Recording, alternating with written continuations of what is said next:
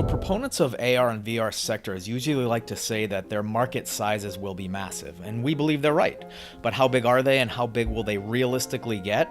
Artillery Intelligence ventured to quantify these sectors in more precise terms, and the result is our latest industry revenue forecast. So what's the verdict? At a high level, the summary is that total global AR and VR revenues will grow from $4.1 billion in 2016 to $79 billion in 2021. And that's really comprised of AR and VR, as well as the enterprise and consumer segments of each.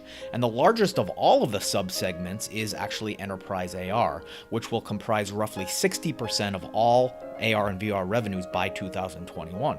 And that really has a lot to do with the scale that's achieved through wide applicability across enterprise verticals and a form factor that supports all-day use, and a really clear-cut ROI for enterprise buyers when you consider things like speed and error reduction and overall efficiencies that can be gained in areas like manufacturing and assembly. Sticking with AR, its consumer segment is the second largest subsector in the outer years of our forecast, with 2021 projected annual revenues of about $15.8 billion. And that'll largely be driven by mobile AR in the near term, given its scale and large installed base of compatible smartphones for AR Core and AR Kit. So what that really means is that the revenue source for consumer AR won't be hardware and smart glasses, but rather software from mobile AR games. And that'll evolve from the business model validated by Pokemon Go, including things like in-app purchases. However, starting around 2020, the consumer AR revenue share will shift towards hardware as smart glasses finally start to penetrate, and that'll largely be driven by Apple's rumored AR glasses in the 2020 timeframe. As for VR, it's actually the opposite of AR in that consumer markets will lead its revenue growth versus enterprise, and that happens by a factor of about 3-to-1 through 2021. And that has a lot to do with the fact that VR's form factor is aligned more with gaming and entertainment.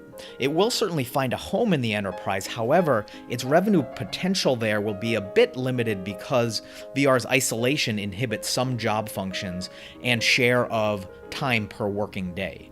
Consumer VR, on the other hand, will be driven largely by price competition. So Oculus Go, for example, at a $199 price point starting next year, will really hit a sweet spot for quality and affordability and dedicated hardware. And that all stems from the fact that Oculus, with the advantage of Facebook backing, has the flexibility to apply loss leader pricing in order to trade margins for market share. And that'll really give it a strong competitive position versus players like HTC and Samsung that are more dependent on nearer-term hardware margins. So that really just scratches the surface. You can preview the report and find out more on the URL listed on this screen, and stay tuned for lots of analysis and narratives in both written and multimedia form as we continue to unpack this massive data set and update it twice a year for what will certainly be a moving target and likely an exciting time for immersive computing.